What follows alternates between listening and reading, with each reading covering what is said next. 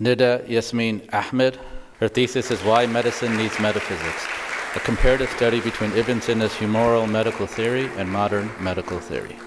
Assalamu alaikum wa rahmatullahi wa barakatuhu, my dear community teachers, Zaytuna supporters. It's such an honor to be here today with you, to be able to share some of my reflections about my time at Zaytuna and how I feel it really benefited not just my personal life, but also my career in medicine.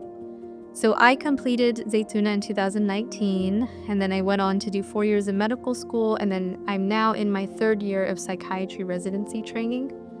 So when I first went to Zaytuna, I thought that I would be doing Islamic studies, but then I would close those books, close that chapter of my life, and then go on to study medicine, which I thought had nothing to do with Islam, but I was very wrong. And one of the greatest gifts that Zaytuna gave me was really helping me to deconstruct this false dichotomy I had in my mind between sacred and secular knowledge, because really all knowledge comes from Allah, so one could argue there really is no such thing as secular knowledge.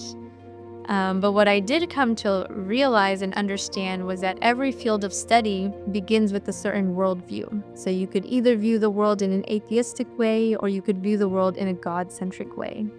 But what's interesting is that Islam would actually disagree with every single step of this paradigm. So one, our epistemology is much more expansive, and so therefore treatments would also be directed at both the physical body, but also the spiritual self.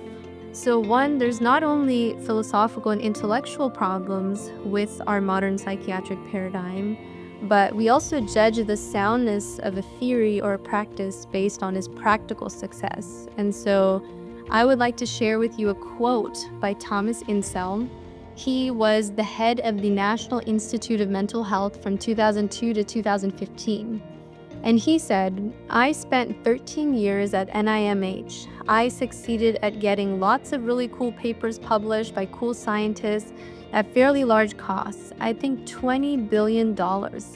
I don't think we moved the needle in reducing suicide, reducing hospitalizations, improving recovery for the tens of millions of people who have mental illness."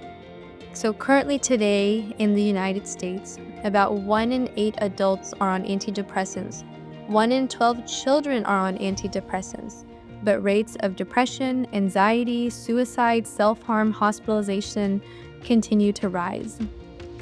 What we're doing is not working, and the reason is because the first principles and the worldview upon which it's built is incomplete. And so this raises the question, then what does an Islamic vision for psychiatry look like? And it would, again, begin with an Islamic worldview. Our understanding of disease and treatment would be more holistic, where we combine principles of both physical and spiritual well-being.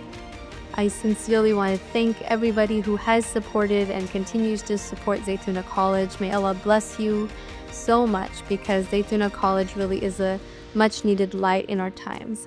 Jazakumullahu khairan. Assalamu alaikum wa rahmatullahi wa barakatuh.